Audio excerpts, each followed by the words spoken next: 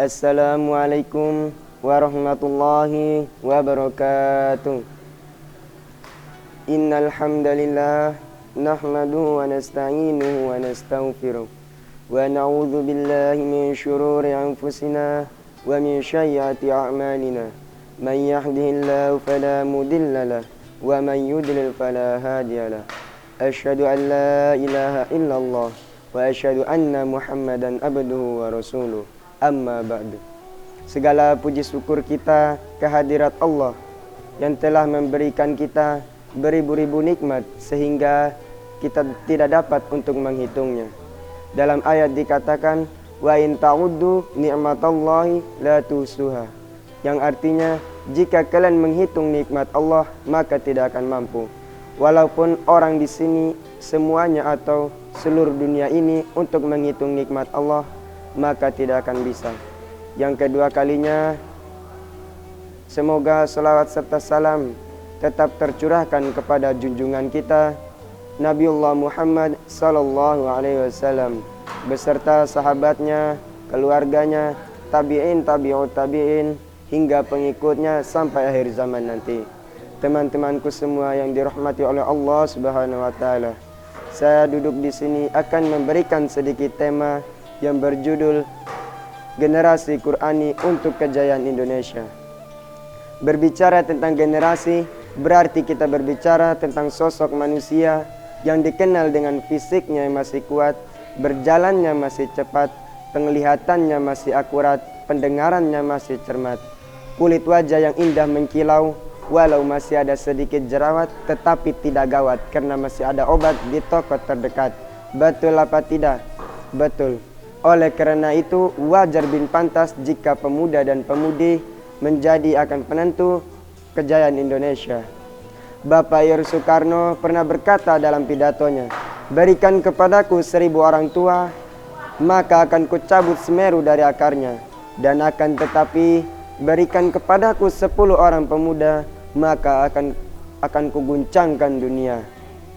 Bapak Ir Soekarno berani berkata demikian karena beliau tahu dan beliau yakin bahwa pemuda dan pemudi memiliki potensi dan kekuatan yang bisa diandalkan. Teman-temanku semua yang dirahmati oleh Allah Subhanahu wa taala, pertanyaannya, pemuda dan pemudi seperti apakah yang ditunggu-tunggu oleh negara kita, yang diharap-harapkan oleh agama kita, yang akan menjaga bangsa dan negara kita? Apakah pemuda dan pemudi zaman sekarang yang dikenal zaman milenial, yang mereka semakin hari semakin tidak mengenal tujuan hidup mereka di dunia ini? Miras, morfin, bahkan ganja sudah menjadi teman akrab mereka. Waktunya diisi dengan hal-hal yang tidak bermanfaat. Malam bergadang, siang minta uang. Al-Quran ditinggalkan, baca novel diutamakan. Sholat ditinggalkan, main game menjadi kesenangan. Katanya, itulah pemuda dan pemudi zaman sekarang. Teman-temanku semua yang dirahmati oleh Allah Subhanahu wa taala, Sayyidina Ali pernah berkata, jika kalian ingin melihat masa depan suatu negara, maka lihatlah dari pemuda dan pemudinya. Jika pemuda dan pemudinya itu baik, maka negara tersebut akan baik pula. Dan akan tetapi jika pemuda dan pemudinya itu buruk, maka lihatlah kehancuran yang akan menimpa negara tersebut. Teman-temanku semua yang dirahmati oleh Allah Subhanahu wa taala, teman-temanku semua yang dirahmati oleh Allah Subhanahu wa taala, apakah pemuda dan pemudi seperti di ataskah yang ditunggu-tunggu oleh negara kita, yang mereka semua suka membuat kerusakan dan kekacauan? Jawabannya tentu tidak. Pemuda dan pemudi yang ditunggu-tunggu oleh negara kita, yang diharap-harapkan oleh agama kita adalah mereka yang tumbuh dalam ketaatan kepada Allah Subhanahu wa taala. Mereka yang menjadikan Al-Quran sebagai teman akrab mereka. Mereka yang menjadikan Al-Quran sebagai pedoman hidup mereka.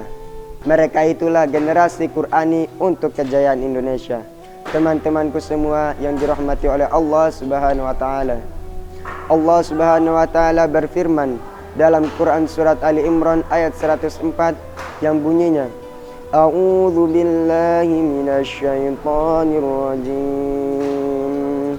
Wal takum minkum أمة يدعون إلى الخير ويأمرون بالمعروف وينهون عن المنكر وأولئك هم المفلحون.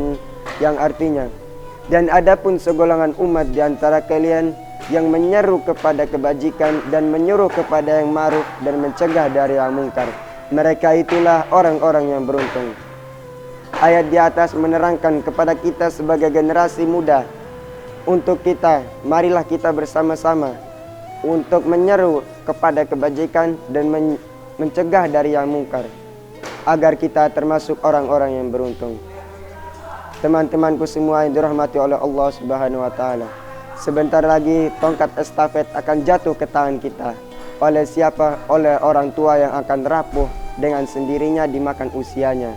Pertanyaannya, apakah kita sudah pantas untuk melanjutkan perjuangan mereka? Apakah kita sudah pantas untuk mendapatkan tongkat estafet tersebut? Jawabannya kembali kepada diri kita sendiri. Saya di sini mengajak kepada teman-teman ke semua, marilah di masa muda ini kita isi dengan hal-hal yang bermanfaat. Karena kalau bukan kita, siapa lagi? Karena kalau bukan sekarang, kapan lagi? Wahai generasi muda, ambil sampanmu, masukkan dalam laut. Patah pun dayungnya, tanganmu dijadikan. Sobek layarnya, bajumu dijadikan. Bocor sampannya, renangi lautan demi kejayaan umat Islam. Singsingkan lengan bajumu, maju ke garis depan, bawa obor keselamatan untuk umat dan bangsa. Para ahli pernah mengatakan, malam tak akan indah tanpa adanya bintang. Bintang tak akan bercahaya tanpa adanya kegelapan malam. Perjuangan tak ada artinya tanpa pengorbanan. Indonesia jaya, Indonesia jaya, Indonesia jaya, Indonesia pasti jaya. Cukup sekian yang bisa saya sampaikan. Jika ada salah, itu mungkin dari diri saya pribadi. Jika ada benarnya dari Allah Subhanahu wa taala. Cukup sekian. Nun wal qalami wa ma yasturun. Wassalamualaikum warahmatullahi wabarakatuh.